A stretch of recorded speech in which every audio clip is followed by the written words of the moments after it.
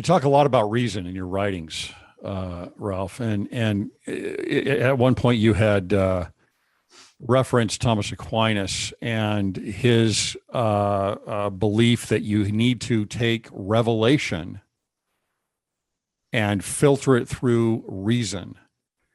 How does that work for Latter-day Saints in pulling those two things together? I think of so many things now. There's so many. Where does revelation fit with reason, and how do you play on both of those? Which is more important? Are they both equally important? How do we work through those things? What is the true understanding of reason and revelation? Professor Hancock is here today to answer this age-old question of Western civilization for you. Well, it turns out I thought about this, and I have some things to say about it. And by the way, this is the moment at which to mention that I'd kind of left behind the institutional question concerning BYU that strictly correlates with this question about reason and revelation. That, as you were suggesting, maybe the only stopping point from radicalization is the gospel. Well, I embrace the gospel as a check on an alternative to radical liberalism or liberationism. But I wanted to say, and this bears on the reason and revelation question, if faith in the revealed gospel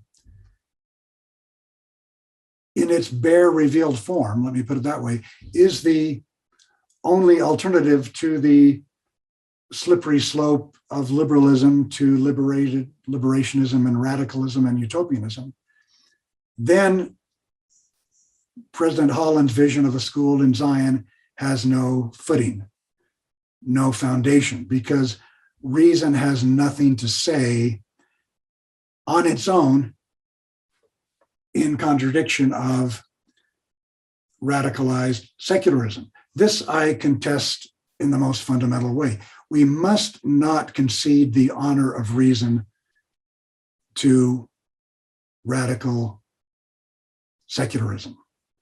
We must not, something so unreasonable and inhumane cannot be honored with the term rational. If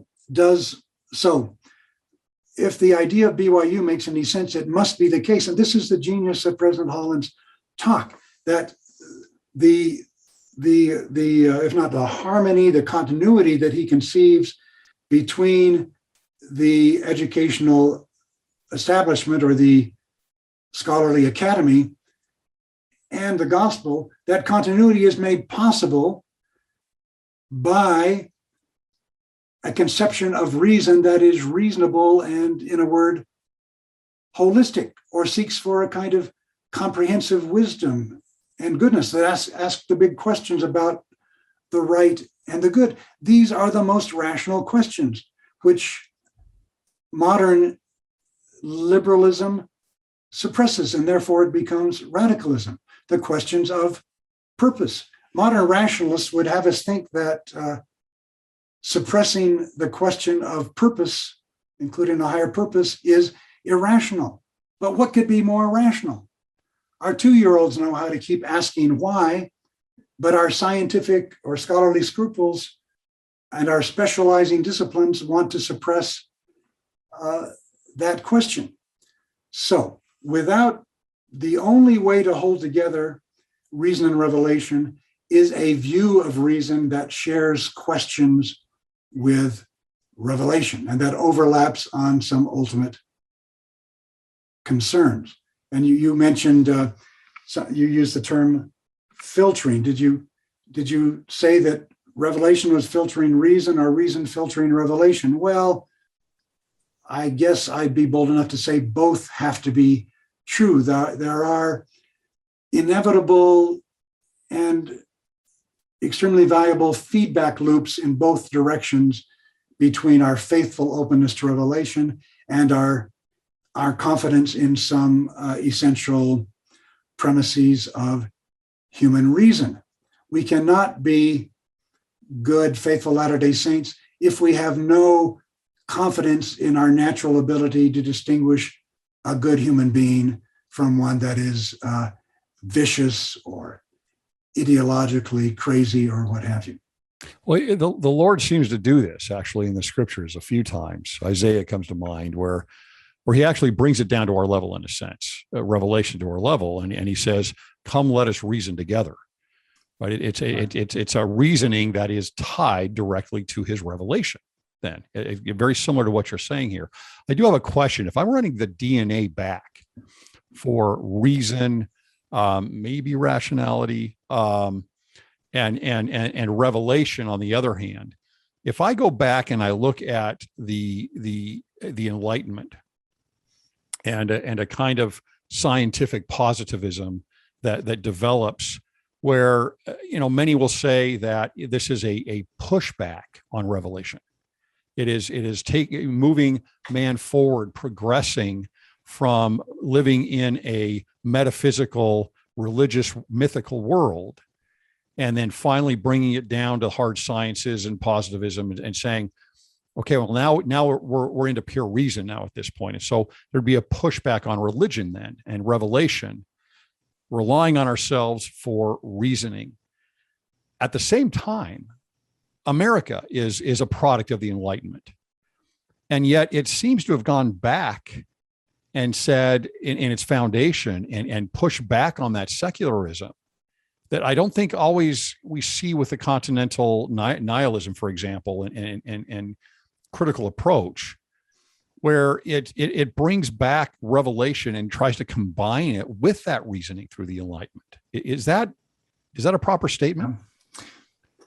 Well, you see, we're back to the classical or practical liberalism question, because the American founding is the high point or the touchstone of liberalism in its soundest, most practical or classical sense. And so it's a successful version of the Enlightenment, which in a way was Tocqueville's whole point. But why was it successful? Because it wasn't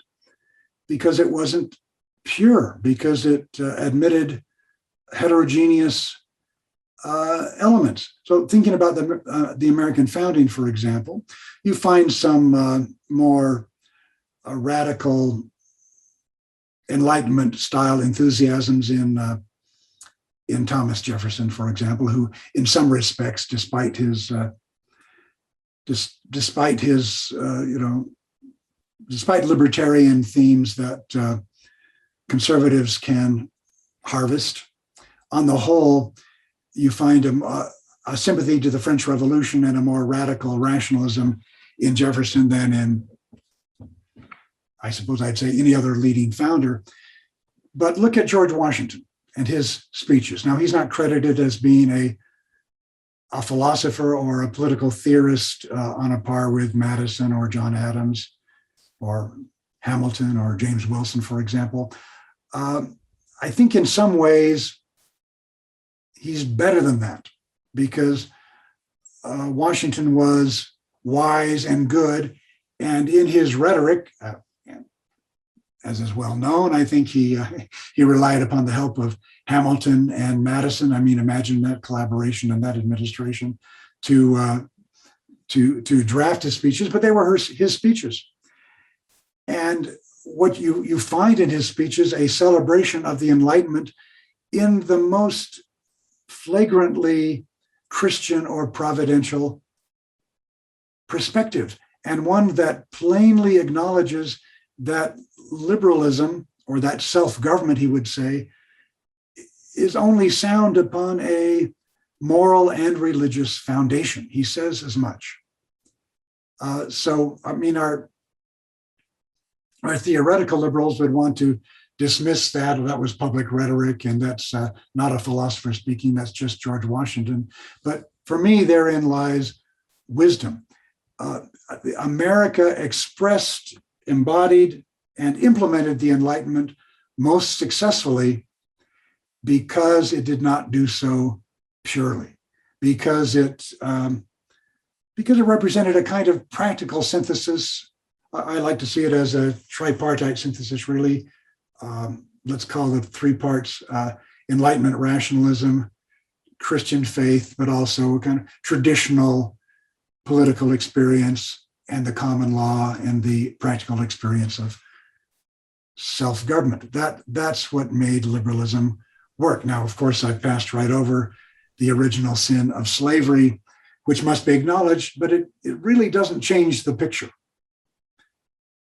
Because Washington, and for that matter, Jefferson, not to mention the New England founders like John Adams, they were utterly, acutely aware that slavery and the way of life and institutions surrounding it were ultimately incompatible with American principles. Okay. It seems to me, from the outsider looking in, that continental philosophy does a lot of what you just talked about. It actually raises up the Enlightenment, which is a good principle, but takes a very critical view in a sense, and a very secular view, leaving out revelation, leaving out religion.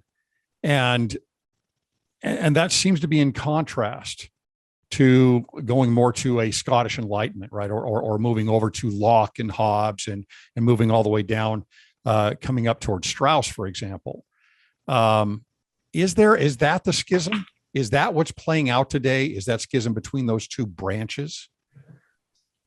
Excellent question. And you've mentioned Leo Strauss, who is very important to my education, someone I've engaged, and that to whom I owe immensely for my own outlook and intellectual resources, but with whom I've also disagreed. In case your listeners don't know, Leo Strauss was a German emigre political philosopher who came to America during the war, I think, escaping as a Jew and a powerful thinker, escaping Nazi Germany. And Leo Strauss was responsible for the recovery of political philosophy in the large, broad-gauged sense in which I've been evoking it today. And it's because I learned about him at Harvard in my graduate education that has made all the difference for me and the way that I analyze these questions. But so let me give you very briefly a brief sketch of my overview of where the bodies are buried in terms of Western intellectual and philosophical history. There is a kind of a bifurcation in the Enlightenment that you mentioned between the Scottish, which would include Adam Smith and David Hume and Thomas Reed, less well known now, but extremely important in the early American Republic. So you have a Scottish philosophy of common sense, which the name says it all, which tries to keep the radical intellectual aggression of the Enlightenment in check and in touch with sort of common sense principles of morality and a certain friendship to the morality inherited from Christianity. That, as opposed to the continental vein, which is more radically and in a way philosophically more attractive to many because of its radicalism, which leads through Rousseau, and there's really quite an explicit paternity here from Rousseau to Kant and Hegel, and then a reaction against what was almost an official German philosophy by Marx, and then Nietzsche. Two extremes that I've suggested earlier kind of meet each other.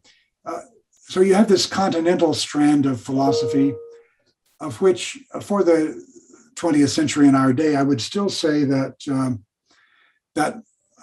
Martin Heidegger, who wrote Being in Time in the 1920s and survived, I think, until the 1970s.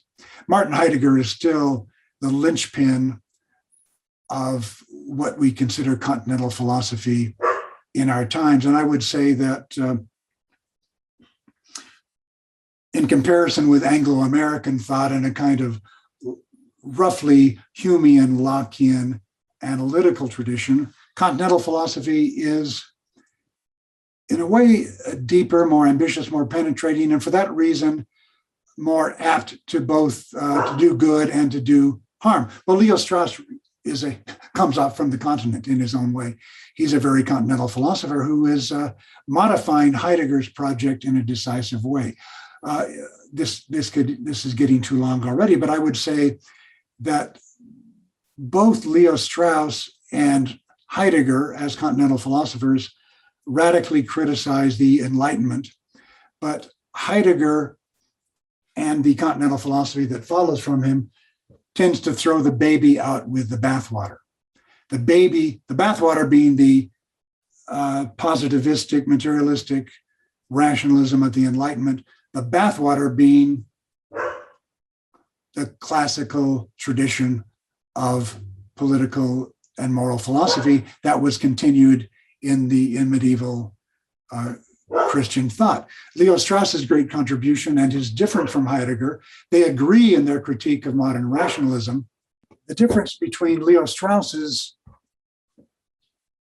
and Nietzsche's and Heidegger's responses to the perceived, I think rightly perceived, ultimate bankruptcy of the Enlightenment and therefore modern rationalism is that Strauss wants to preserve a core of Western civilization grounded in the classics, in Plato and Aristotle particularly. And here I warm to this and also to Thomas Aquinas's version of this story, in that I think a natural, rational understanding of virtue is essential even to a healthy religious life and to Christianity not losing its bearings in the radical flux of modern ideology. Okay. Yeah, and that's so. Would you say that's what's playing out? I mean, as far as the left and the right today, then is it that schism, that bifurcation, as you say? The classical liberalism is the doctrine of the moderate enlightenment, and I've already argued that while I much favor, I embrace that mood and that viewpoint, broadly speaking, classical liberalism depends upon the Enlightenment, and so it cannot really provide its own foundations. It's not enough. It's not enough. The foundations must be sought earlier. This doesn't mean we're going back to a Greek polis or to a medieval arrangement of church and state, anything like that. What it means is that we have to begin by finding a reasoned confidence in the natural goodness of virtue, in what is virtuous, lovely, of good report, and praiseworthy, to quote the 13th article of faith, quoting St. Paul. I am a 13th article of faith Latter-day Saint and an Aristotelian, a follower of Aristotle and in a way, therefore, of Thomas Aquinas, Latter-day Saint. If we cannot agree as reasonable people that some things are virtuous, lovely, honorable, and praiseworthy, and other things are vicious and ugly and deformed and even satanic, to refer to some ideological passions of our own day, if we can't agree on this rationally, then actually I'm almost prepared to say that our common commitment to revelation won't do us any good if this revelation is not, you use the word filtered, if it's not filtered through, if it's not reconciled with a natural understanding of elementary right and wrong and virtue and vice. I think that in some ways it's, the reasoning it needs to be developed, right? Through knowledge. That's why we're told to read from the best books, find, new languages and the structure and nature of different ideas and nations, because the more touch points we have to reason, I think, then the revelation that we receive can, we can say filtered, but it gives it more context, I think, to some degree, right? I mean, you say it's pure revelation, but the more I know about something, the more I think I can be informed through revelation. Well, and the more I can reason through what I'm hearing. Right. I may disturb some people by saying this, but I don't think, in a sense, there's a thing of pure revelation, and it's beautiful, but it's always mediated, appropriated. It only becomes a practical value to us as we integrate it with a practical and therefore reasoned orientation to life. Pierre Manent, if I may mention another bibliographic reference, Manent, contemporary French political philosopher. Pierre Manent says this beautifully in a speech he gave at Lent in Notre Dame before the terrible fire there a few years ago on reason and faith. And he starts by saying reason is primary. Well, this is a faithful Catholic believer and author. But reason is, in a way, primary because Aristotle wasn't wrong when he said that we are rational, and by the way, that implies political beings. We make our way in life through our understanding. We have some like maps in our mind of what it all means and what our priorities are and what is good and bad, just and unjust. Religion, faith do not relieve us of our human responsibility to act by our best lights. And I think that's such an important message. Yeah, revelation can guide us in improving our natural understanding. There's no pure reason, there's no pure revelation. Both have to do with the ultimate questions in which, with respect to which we're already always somewhat at a loss. We don't have absolute knowledge, but we can have confidence in walking in this life under God through the exercise of our natural faculties. I think this actually goes right back to Genesis 1:1, right? Where it's in the beginning, which is really the council, I believe, the primordial council, but it's in the beginning, God created the heaven and the earth, right? It's the same thing. It's what's coming from heaven, the revelation, and the earth is us down here trying to reason through looking up and what we're receiving from above. I think that those have got to be brought together. You mentioned Aquinas. I really like Aquinas. I never really liked his argument for the existence of God. I always thought that was very weak. But yeah, I do enjoy reading him and trying to pull those two things together. And unfortunately, what most people, if they learn anything, they learn the 5 arguments for the existence of God. Yes. And I don't know if they're weak. I haven't mastered them, but I don't care as much about them. And I'm not sure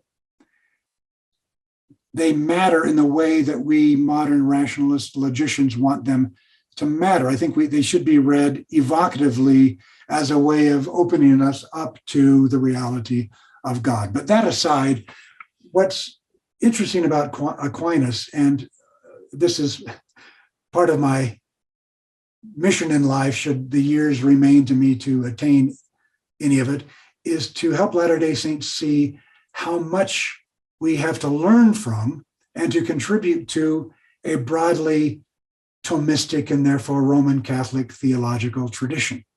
We really have much more in common with Thomas Aquinas than with Martin Luther or John Calvin, or I would, more controversial to some of my intellectual friends, with Soren Kierkegaard or Emmanuel Levinas. So I'll throw all those in. Aquinas versus all those radicals on the question of faith and reason. Aquinas holds them together. At some level, even though he's operating within a classical creedal Trinitarian tradition, which strikes us as very intellectualized with all the talk about the nature of God as pure intellect and pure love, etc. But those, I would say, are finally connected with and even grounded in an understanding of our natural humanity as a capacity for virtue, which God created, and it was very good. No one like Thomas Aquinas can connect us with Aristotle's true insight into the goodness of nature, which is also a true biblical insight.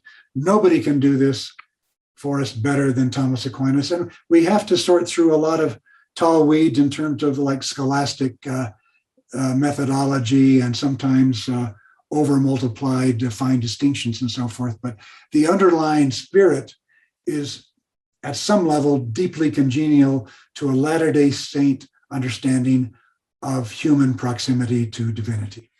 Yeah, I appreciate that. It makes me think about what Terrell Givens is doing right now, which I'm really happy about, which is he's, we oftentimes think, and well, certainly the world thinks that the Latter-day Saint doctrine, the restoration's DNA is moving from an apostate Catholicism early on, and then moving down into Martin Luther King as part of that evolution, or Martin Luther, and then kind of here comes Joseph Smith, and it's this long evolution where eventually we have the restoration that comes up. That's completely false. So the Whig or progressive version of Mormon history, it used to be taught, maybe it still is, in the visitor centers at the Salt Lake Temple, for example, where you would find this comforting historical story of everything prepared Joseph Smith, so that obviously Martin Luther is much closer than the dark ages of medieval Christianity. Well, there are things to be said in Luther's favor, don't get me wrong, but sure, fundamentally, really, it comes down to the reason revelation question, which is also the nature grace question. And Latter-day Saints and the best Catholic Thomistic theology hold together reason and revelation, nature and grace. The radical Protestants and continental religionists following in the wake of Kierkegaard, who of course has many beautiful and fine things to say, but ultimately he's a Lutheran who stresses the discontinuity and the rupture between faith and reason, nature and grace. Well, I'm very much on the Thomistic side of that question. Yeah, what Terrell Givens is doing, he's actually coming back. He's actually pushing back from Protestantism. Yeah, not obviously. I mean, with our brothers and sisters that are Protestants, we always have the olive branch out there, and we're trying to make good friends there, and we do. But we need to get away from the thought that we were just the next step, because that takes away everything about an understanding of restoration. Yeah. And so Terrell Givens is actually going back to the very early fathers, the patristic teachings, where we have much more in common with them. Irenaeus, for example, or those that come especially before Augustine, and these teachings are much more in line with our gospel and with the Latter-day Saint doctrine, because it's going back to the beginning. Right. And so instead of an evolution of doctrine, we need to look at this as loss over time and then a return to the beginning of what was taught in the New Testament. Well, Terrell is making a nice contribution there. And I don't recall it, whether it's in Wrestling the Angel or his more recent book with Fiona, which is a justified polemic against Augustinianism, or maybe in both books. But he's pretty explicit about, in some respects, we're closer to a traditional Catholic sensibility than to a Protestant. Well, we should say there's all kinds of Protestantism too. And what I said about practical and theoretical liberalism would apply to Protestantism at its best, as in like wholesome American Protestantism has made a fine accommodation between reason and revelation. It can happen within Protestantism too. But I think the deepest sources of that reconciliation can be found in Thomas Aquinas. And I'm not saying we should become Thomas, much less Roman Catholics. I'm saying we can understand ourselves better by following his path through some of these fundamental problems of, what shall I call it, theological anthropology, who human beings are in a Christian perspective. Yeah, I think that's right. I appreciate that. Well, Professor Hancock, thank you so much for your time. We've spent a lot of time here covering numerous topics that very insightful, informative for me. Good luck on your goals here of sitting between, right, the robes of the priesthood of academia and the robes of the priesthood of the gospel, and reaching your arms out and hopefully trying to pull those two things together, because I think it's a very difficult path forward to manage. Hugh Nibley wouldn't like that formulation, No. because he was more, in a way, more Lutheran on that question of reason and revelation than I would be. Yeah. Okay. Well, thanks again. Really appreciate it. Okay. Thank you, Greg.